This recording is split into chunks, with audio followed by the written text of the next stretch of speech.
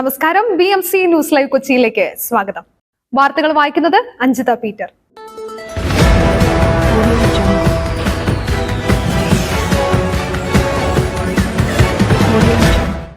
ഈ വാർത്തകൾ നിങ്ങൾക്കായി അവതരിപ്പിക്കുന്നത് Cochin Kalabhavan Angamaly franchise, powered by hi life Thottakkattukara, Josh mall Mookkannoor, cleanser, BMC film production and Nazareth villas.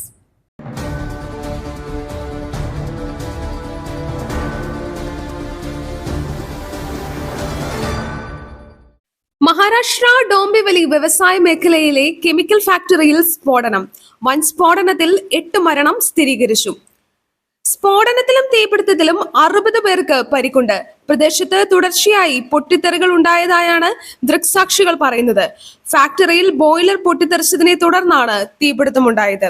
പരിക്കേറ്റവരിൽ ചിലർ ഗുരുതരാവസ്ഥയിലാണ്.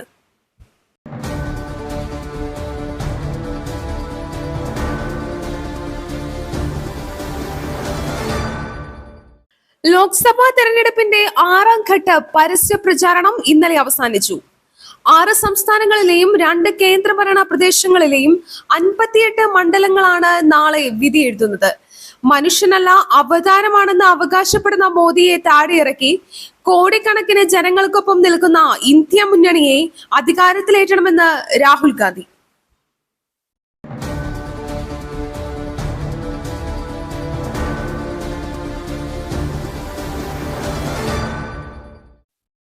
യുവതിയുടെ നഗ്നചിത്രം പകർത്തി പീഡിപ്പിക്കുകയും സുഹൃത്തുക്കളുമൊത്ത് കൂട്ടബലാത്സംഗം ചെയ്യുകയും ചെയ്ത കേസിൽ പ്രധാന പ്രതി പിടിയിൽ. ആദിനാട് സ്വദേശിയായ 38-കാരനാണ് കരുനാഗപ്പള്ളി പോലീസിന്റെ പിടിയിലായത്.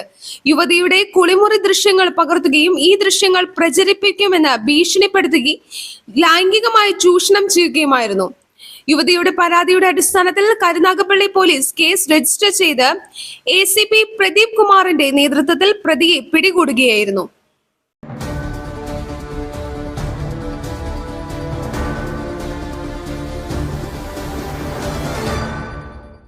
അടൂരിൽ യുവാവിനെ സംഘം ചേർന്ന് മർദ്ദിക്കുകയും കാറിന് കേടുപാടുകൾ വരുത്തുകയും ചെയ്ത സംഭവത്തിൽ കണ്ടാലറിയുന്നവർ ഉൾപ്പെടെ 3 പേർക്കെതിരെ പോലീസ് കേസെടുത്തു. നൂറനാട് ആദിക്കാട്ടുകുളങ്ങര ഷൈജുവിനെ മർദ്ദിച്ചു എന്ന പരാതിയിലാണ് കണ്ടാലറിയാവുന്ന 3 പേർക്കെതിരെ അടൂർ പോലീസ് കേസെടുത്തത്.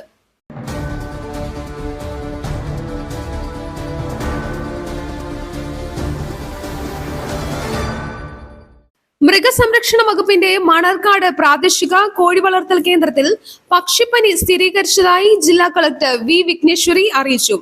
9000 കോഴികളെയാണ് ഇവിടെ വളർത്തിയിരുന്നത്. കോഴികൾ കൂട്ടത്തോടെ ചത്തതിനെ തുടർന്ന് ഭോപ്പാലിലെ National Institute of High Security Animal Diseases ലാബിൽ നടത്തിയ സാമ്പിൾ പരിശോധനയിലാണ് H5N1 സ്ഥിരീകരിച്ചത്. പക്ഷിപ്പനി സ്ഥിരീകരിച്ച സ്ഥലത്തിന് 1 കിലോമീറ്റർ ചുറ്റളവ് പക്ഷിപ്പനി ബാധിത മേഖലയായി പ്രഖ്യാപിച്ചു. 1 കിലോമീറ്റർ ചുറ്റളവിലുള്ള എല്ലാ വളർത്തു പക്ഷികളെയും മൃഗസംരക്ഷണ വകുപ്പിന്റെ മേൽനോട്ടത്തിൽ അടിയന്തരമായി ദയാവധം ചെയ്ത് ശാസ്ത്രീയമായി സംസ്കരിക്കും.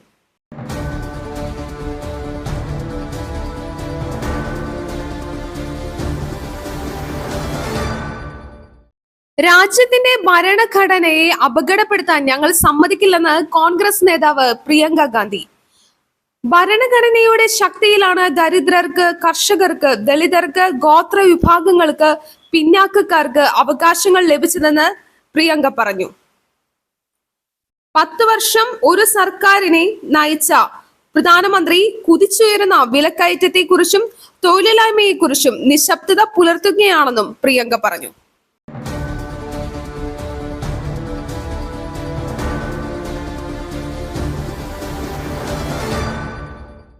സംസ്ഥാനത്ത് ശക്തമായ മഴ പെയ്യുന്ന സാഹചര്യത്തിൽ മിന്നൽ പ്രളയവും മഴവെള്ളപ്പാച്ചിലും ഉണ്ടാകാൻ സാധ്യതയുണ്ടെന്ന് ജനങ്ങൾ ജാഗ്രത പാലിക്കണമെന്നും മുഖ്യമന്ത്രി പിണറായി വിജയൻ.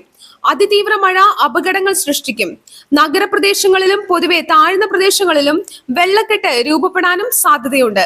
മഴ തുടരുന്ന സാഹചര്യത്തിൽ മണ്ണിടിച്ചിലിനും ഉരുൾപൊട്ടലിനുമുള്ള സാധ്യത ഏറെയാണെന്നും മുഖ്യമന്ത്രി അറിയിച്ചു.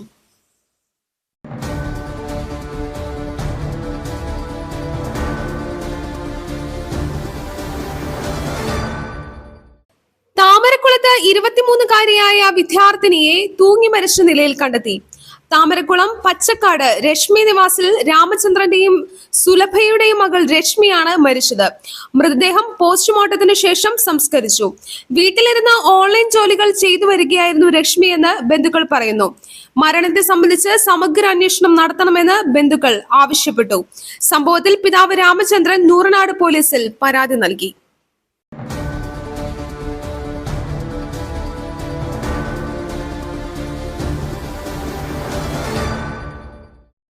സംസ്ഥാനത്ത് അതിശക്തമായ മഴയ്ക്ക് സാധ്യത. പത്തനംതിട്ട, കോട്ടയം, ഇടുക്കി ജില്ലകളിൽ ഇന്ന് ഓറഞ്ച് അലർട്ട് പ്രഖ്യാപിച്ചു. തിരുവനന്തപുരം, കൊല്ലം, ആലപ്പുഴ, എറണാകുളം, തൃശൂർ, പാലക്കാട് ജില്ലകളിൽ യെല്ലോ അലർട്ടാണ്. കേരള തീരത്തിന് സമീപം അറബിക്കടലിലും ബംഗാൾ ഉൾക്കടലിലും രൂപപ്പെട്ട ന്യൂനമർദ്ദങ്ങളുടെ സ്വാധീന ഫലമായാണ് മഴ കനക്കുന്നത്.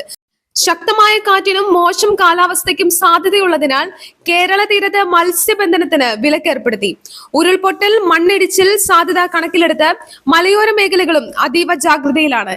സംസ്ഥാനത്ത് മഴയെ തുടർന്ന് പൊതുജനങ്ങൾക്കുണ്ടായ ബുദ്ധിമുട്ടുകൾ പരിഹരിക്കാൻ തദ്ദേശ സ്വയംഭരണ വകുപ്പിന്റെ നേതൃത്വത്തിൽ കൺട്രോൾ റൂം പ്രവർത്തനം ആരംഭിച്ചു.